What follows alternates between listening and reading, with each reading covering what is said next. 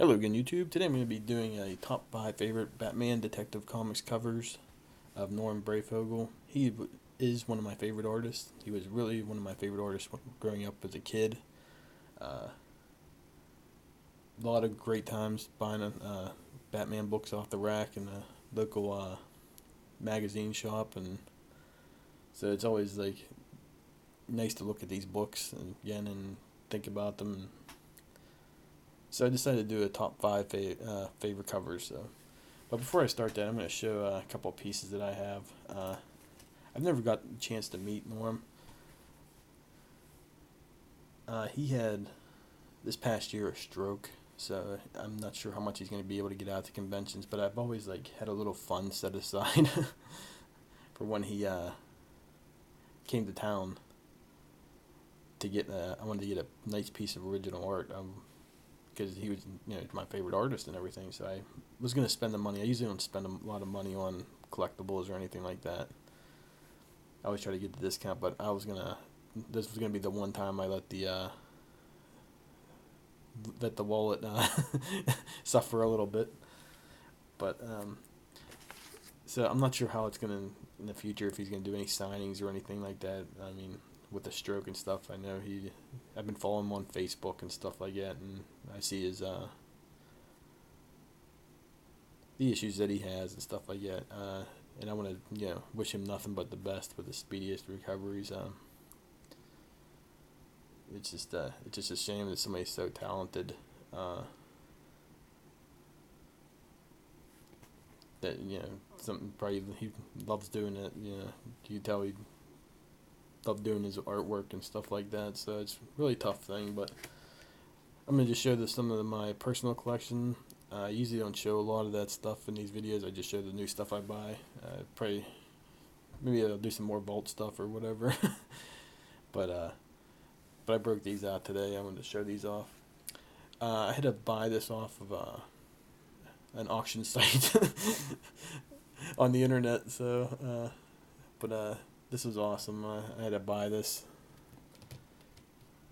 Yeah, I bought this about a couple of years ago, I think now.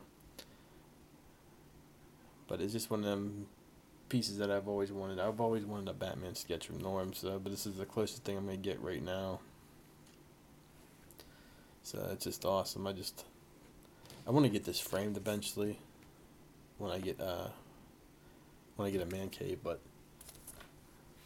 or a comic book cave, whatever. This one I found at a shop.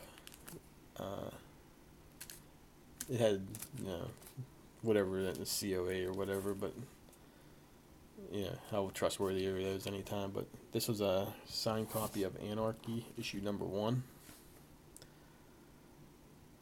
Anarchy is one of my favorite characters. If you see my Twitter back in the day, I used to always have his picture on there, so. But yeah, I'll bring it up a little bit closer. Yeah, so it's just a shame. I'm not sure if he's ever been to Pittsburgh. He may have been, but it's like the shows I didn't go to at that time or whatever. And he was gonna do a show up in Cincinnati, I believe it was, and I was gonna do a road trip there. But then something happened, and blah blah blah blah blah. It never happened. So now let's get on to the books here. Again, as I said, growing up, Jim Aparo and Norm Breyfogle were the Batman artists. There was nobody else. I mean, Frank Miller did his thing with the 4-issue run in year 1, and of course the Dark Knight Returns. But the main guys for me were always Breyfogle and Aparo, and I loved both of their work. So, but I first started off collecting Batman, so I didn't, like I said, I missed the first probably like 3 to 6 first issues. Then I finally caught up. Then for some reason I started missing a couple issues, whatever. I ended up buying them all back anyways. So the first one I got, number 5. Of course, back then I was a huge Joker fan, just like about everybody else in my age group. Just with the movies and everything coming out at that time. But I just love this cover, the purple. You know, got him shooting at bats, ran with a Tommy gun there, you know. But this is like, you know, and it was just, you know, just the cover that caught my eye. I had like 3 of these issues at one time. They used to be on my wall, when I was living at my mom and dad's house. But now I'm only down to 2 copies. I don't know where my framed copy went, so hope somebody's enjoying it, because I'm sure as hell not.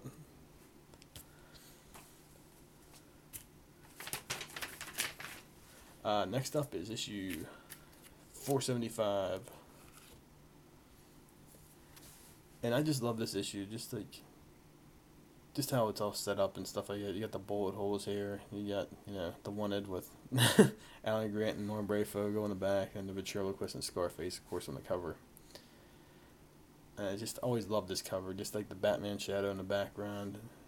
He always had a way of just like shadowing Batman the way just the way I like, just always caught my eye when I was at. So, and speaking of Alan Grant and Norm Breyfogle, I don't think they get as much credit as they deserve. It seems like this period somewhat gets overlooked a lot.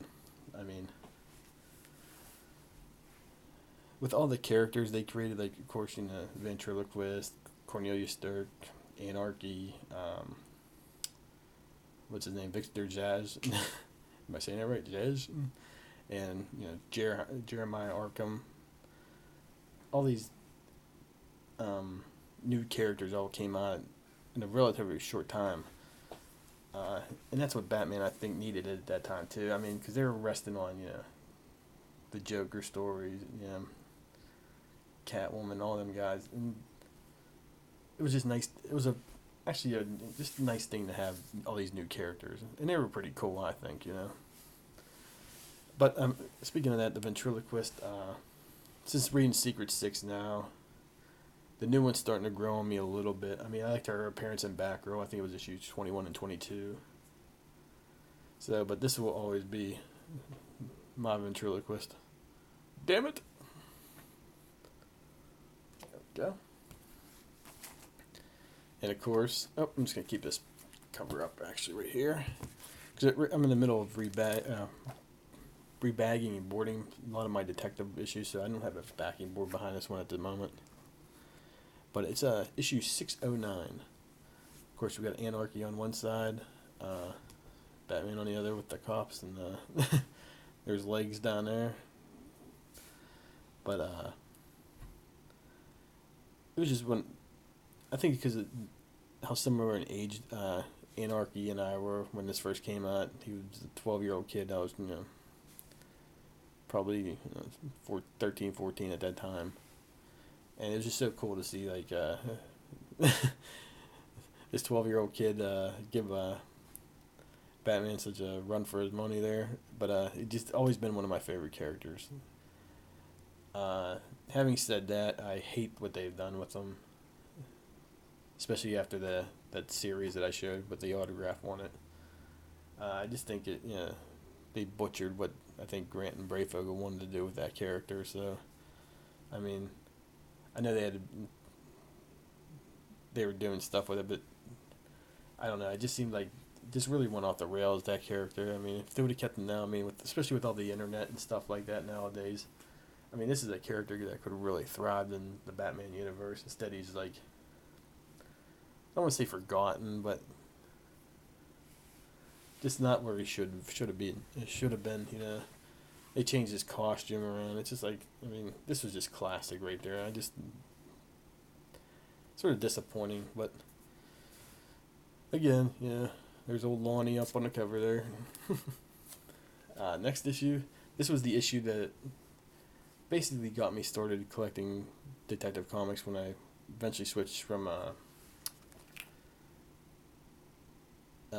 getting my books off a rack to actually finding a comic shop at that time to get a pull list. So this is the last issue I bought off the rack.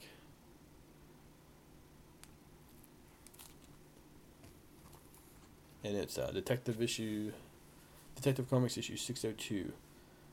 And this book has more meaning behind it than anything, really. The person who bought it for me is no longer here.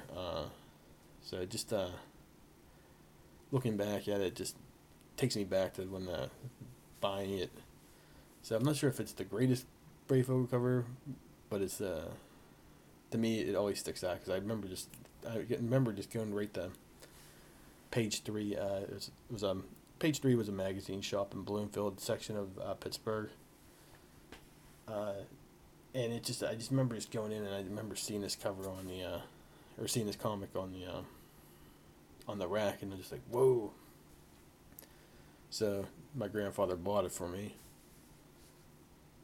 and I just it's just ever since that I've been totally collecting Detective Comics off and on since then. So, but yeah, this was the one that I just always be. It just will always be like one of my favorite covers, just because I remember just like looking at it, like it's like it really sticks out too. I mean, it's just like, and my last number one book, my favorite Norman Breyfogle cover is issue 590 of Detective Comics. Big Ben in the background. I just love this light blue coloring that he did on there, that they did on there. You got Batman, lurking in the shadows. I mean, it's this whole cover is just like it's awesome. I wish I could find it in like 11x7 of this. Just the picture itself, without the Detective Comics and stuff on it. I mean, I just always love this cover. It's just like, and I had to rebuy it. Like I think it was about 4 or 5 months ago actually, because it was one of them books I had on me, and it's like it disappeared. It was always one of my favorite covers. But all right, guys, thanks again for watching. I hope you enjoyed my top 5 Norm Breyfogle Detective Comics and Batman covers. Just and my showing some of the stuff out of the archives, I guess. uh, Again, I wish nothing but for Norm to get better, and hope he recovers from the stroke completely. I mean, it's just awful what it does to people. So we've had a couple instances, family members here. So I feel for him so bad. So, but again, thanks for watching, and I'll talk to you next time.